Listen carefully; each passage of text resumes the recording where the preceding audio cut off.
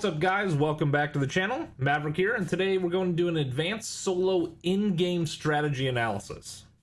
A mouthful.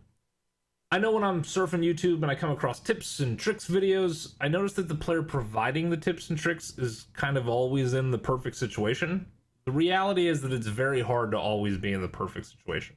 So today, I want to walk through 3 different in-game scenarios and explain my thought process, my strategy, and point out important elements players should understand in each. We're going to walk through an ideal scenario, a suboptimal scenario, and that oh shit scenario.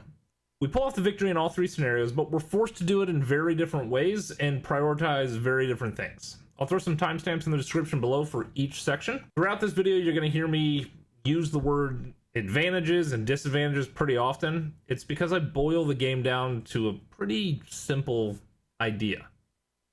The more advantages I have, the more likely I am to win a fight against my opponent. If I'm at a disadvantage, my main goal is to level the playing field or flip the script so that I have an advantage.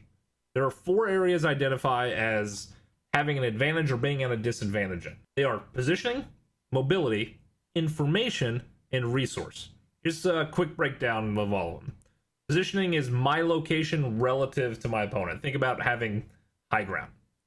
Mobility is my position relative to any movement that needs to occur. Think of like gatekeeping a zone. I'm in zone, they're not in zone. So they have to come to me. Information is I know something, they don't. Think of knowing where they are and them not knowing where you are. And then resource is really any utility item. The most basic concept would be I have armor, they don't. I'm going to throw a graphic up above so you'll be able to see each of the different areas of advantage or disadvantage. Red means I'm at a disadvantage. Green means I have an advantage. And gray means it's really kind of unknown right now. Each scenario starts at the beginning of the end game, which if you've watched any of my other videos, you know that the end game begins when the gulag closes and it ends with a victory, hopefully. So let's jump into our first scenario. That's going to be the optimal scenario. All right, guys. So in this situation, we have gone and taken advantage of the positioning of the circle. We found the tallest building closest to the center of zone, and we went ahead and dominated that position. So we have the best position in the game at this point based off everything that we know. When you are in a situation where you have the ideal positioning going into endgame, your entire focus should be on maintaining that positioning. Don't give it up or anything. Don't get stupid or cheeky and hop on top of a ledge to try and shoot out your opponent or get one more kill. You will be able to force your opponents into situations where they make bad decisions just by maintaining the high ground position. So notice here, we've gained an informational advantage, and then we lost the informational advantage. And the thought process behind it is this. We had the informational advantage on the opponents that we were fighting, especially because we knew the bounty, and we saw where they were going. We lost our informational advantage and went into a situation where we were at a disadvantage because we were shooting. Once we started shooting at our opponents, everybody that we don't know where they're at in the map now knows where we are. So we're at a disadvantage. People know that we're on this roof right now. So we have to be a little bit more patient, a little bit more careful as we play through a situation where people have that advantage on us. It is offset by the fact that we have a dominant position. When you're in this situation, the ideal end game, you have the most dominant position. I know that everybody thinks your job is to kill all of your opponents. It's very clear it's a battle royale. It makes sense. I get you. What I am focused on in this scenario, though, is not just getting an elimination. Elimination is great, but the more that I can create a resource disparity between me and every other person in the map, the better off I'm going to be, the more panicked they'll be, the more likely they are to make mistakes. Players will start to get desperate and try and reach loot if they don't have any armor plates, or they'll play extremely passive and get caught in zone if they don't have any armor plates. If they're spamming bullets and running out of ammo, it's going to change the way that they play. So the more that I can poke and cause people to make bad decisions or put themselves in a situation where I have a better loadout of resources than they do, the better off I'm going to be. Also, don't forget to use map elements like contracts and items to create a scenario where if people pick them up, you gain information by realizing where they're at. Hence, I've pinged the bounty over here. We're now in a situation, because we heard those gunshots, where we know where people are at. And if you look at where the zone transitioned, we also now know where people have to be. We have one of the only positions, as the 6th zone closes, that is going to have any type of cover. We've got high ground and cover. All of our opponents, the cover that's available to them is in a very limited amount of space. So if I look out and I don't see somebody standing in the middle of the field, I know that they have to be in one of these two positions, the gas station or over here on the road underneath the underpass. So we're back in a situation where we have the informational advantage. We're at a resource disadvantage. I don't have Ghost, and somebody's thrown up a UAV. I also don't have self-revive. So I'm assuming that my opponents are in a better position than I am because somebody used the UAV. I know that somebody's been to buy stations, or assume they've been to buy stations. Zone transitions going into zone 7. I pick up a mobility advantage here because I have a very short distance that I have to move, and I can do the movement within cover. Whereas anybody that's on the opposite side of the zone has to move into the open, and anybody that's inside this building is going to give away where their location is. So I'm now in a really good spot. I've got the best high ground position in zone. I have the mobility advantage. I know where my opponents have to be with the informational advantage. I'm at a bit of a resource disadvantage, but that can be relatively easily offset. When you're, again, in these dominant positions, what you really want to do is play extremely patient. Make your opponents make mistakes, and do not sacrifice the power position. The only way that you're going to lose this is as if you completely blow your shots, or you do something stupid, like pop up over the side, stand on a ledge, get sniped in the head, gargoyle, whatever it might be, by giving up the powerful position advantage.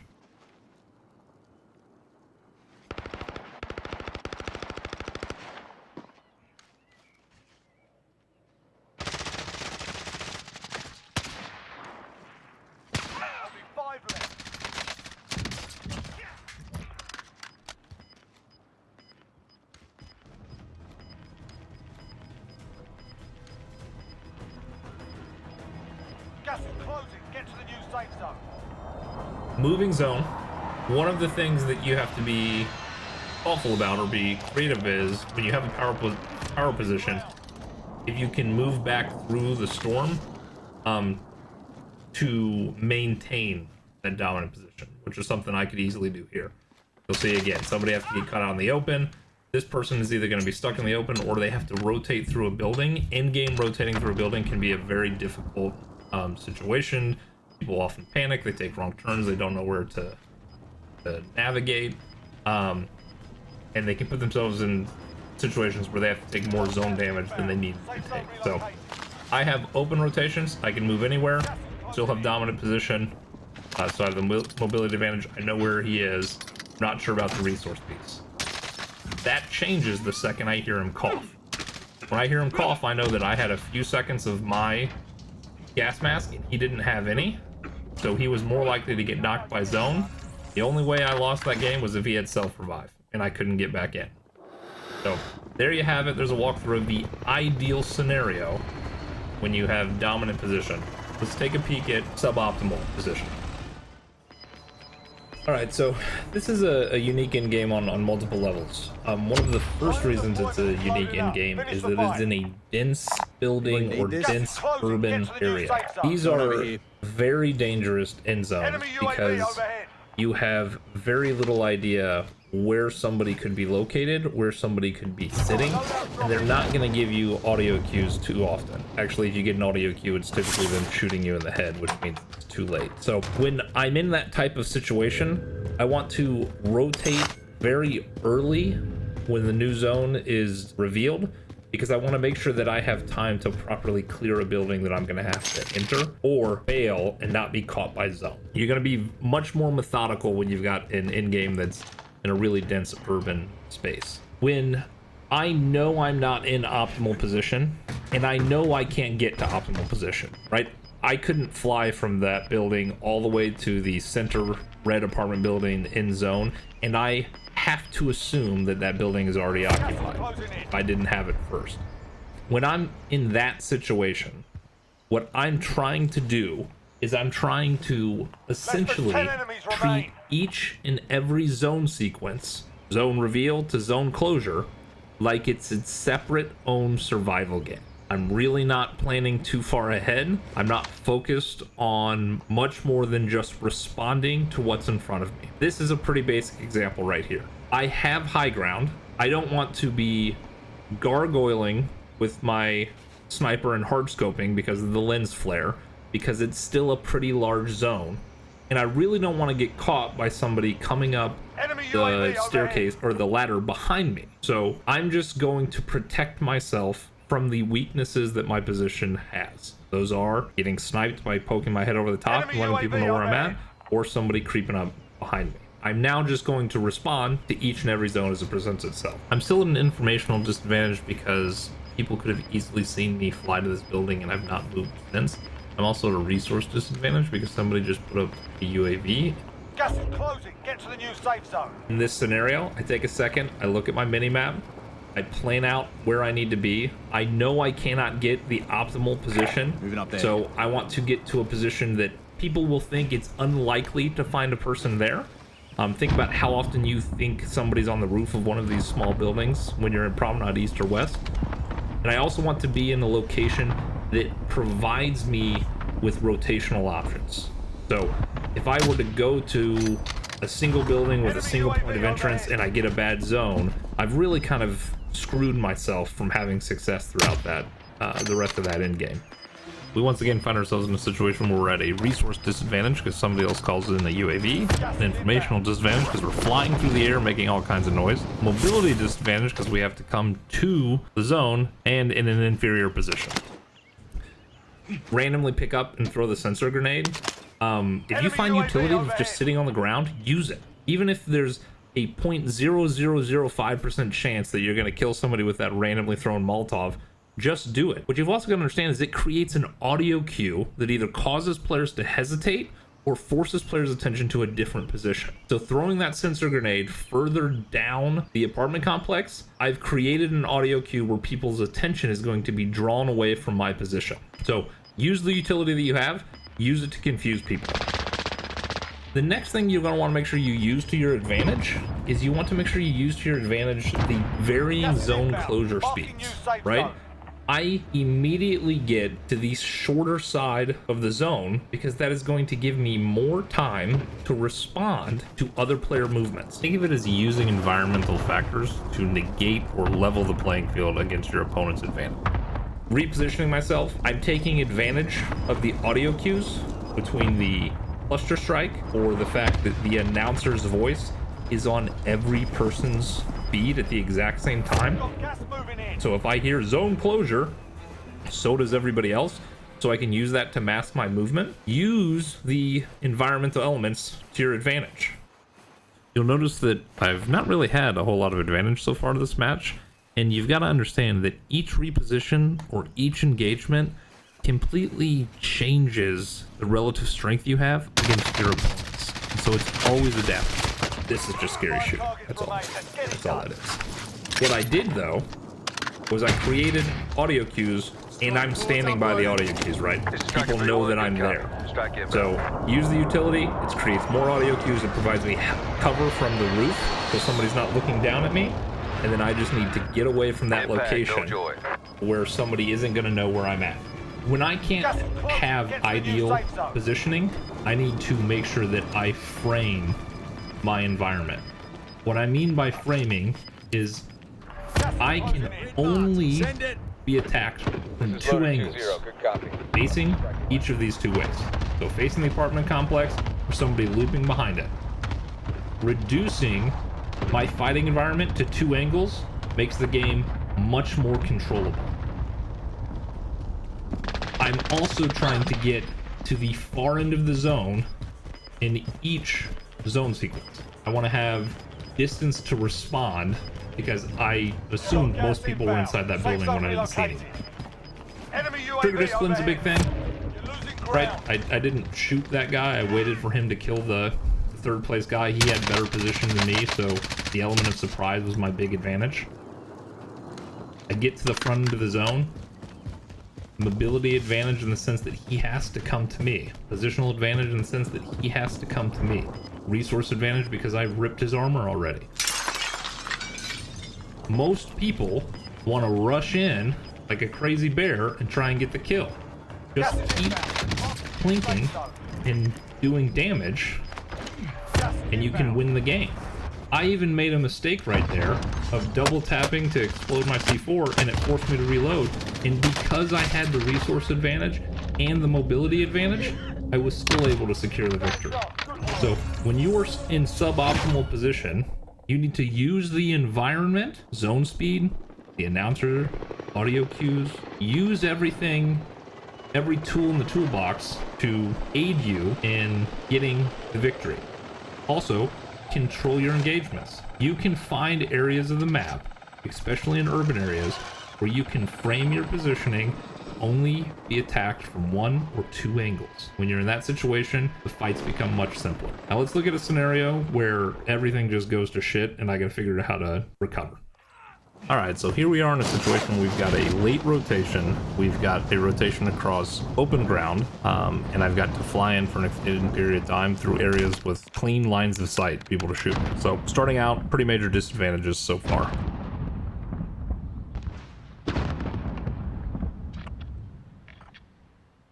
I can also tell that the zone is closing around a POI that is going to be very difficult to get to, and in general is a pretty difficult POI to navigate, especially with people that are already in zone. I'm not looking forward to what we've got ahead of us, but right now I was just hoping to get a zone that favored me. Now I'm just going to respond. So I pick up an informational advantage because I've got this guy on my heartbeat sensor.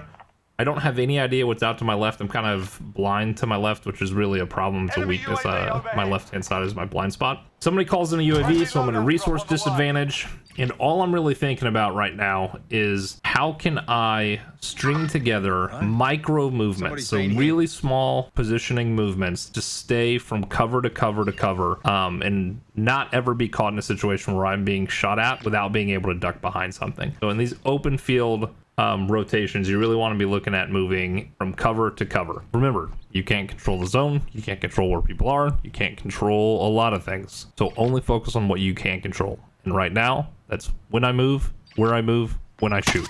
I've lost my informational advantage. Not sure how the guy saw me, but he rips me.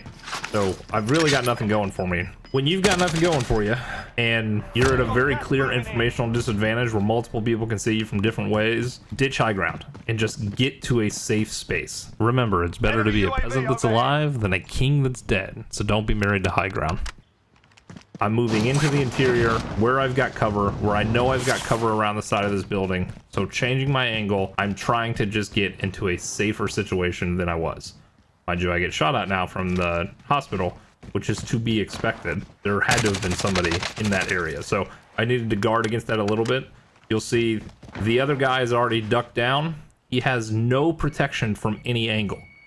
I've still got protection, and I can use this bridge to try and deflect and break a line of sight. When everything's gone to shit, just figure out how to move from cover to cover and try and buy yourself some time and hope for a third party or hope for a little bit of luck. When you find yourself in a situation where you have to cross into the open and you assume or you know where a person's going to be looking at you from, you've got only one thing you can do. Get that gun up and stay down sight.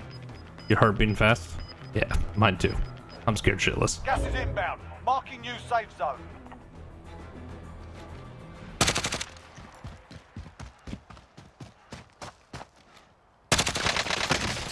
The only way I get through that rotation right there is by knocking that guy. If he was able to get up and I wasn't ready for shooting, I'd be back to the lobby. I'm now in a situation where I don't think anybody really knows where I'm at. I don't know where really anybody is except for that one guy. But I don't think I have an informational advantage because there's just too many places to hide inside of the hospital. So with that being the case, you need to move very slowly, very deliberately, and you need to try, similar to the last sequence, to frame or control the space where an engagement might occur. So I've positioned myself now where there's only 3 ways to get into this room, and I've got 2 of the doors covered by looking one way.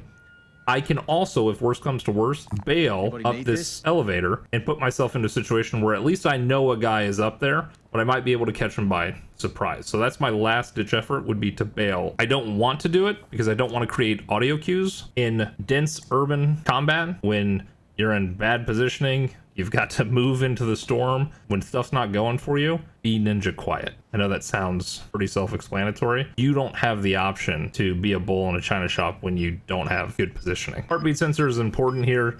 It's really the only thing that's keeping me at relative ease. Mind you, the informational advantages always disappear the second you start shooting. Which brings me to an important point. Don't force kills, whether you're in an optimal position, a suboptimal position, or a shitty position. Don't commit so hard to a kill that you're put in a position where if you don't get it, you lose. In this situation, I don't know what's in front of me. I know I have to rotate. I've seen a guy and I've given up information by shooting. What I need to be focused on is changing position. That shooting might create an environment where somebody comes in third parties, or somebody's attention is drawn to the other individual that's making audio cues by running. So don't pursue every single kill in the end game when you don't know what lies ahead of you or you don't have a dominant position. Just use what the environment's given you to create audio cues and hopefully draw players into each other. A little bit of a reposition for myself here. I still don't have optimal positioning because people could easily be above me, but I've controlled my environment. There are only 2 angles that I can be attacked from.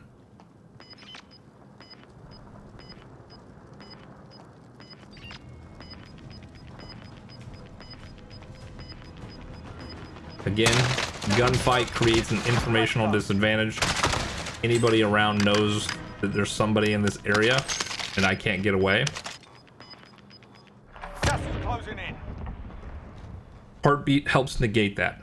This is a kind of difficult position in the sense that I almost certainly, with 5 people left, have people above me and below me, which means I have to ride the storm's edge and late rotate and hope that the other people draw attention to themselves, and that buys me time either to sneak away or to pick up an extra kill.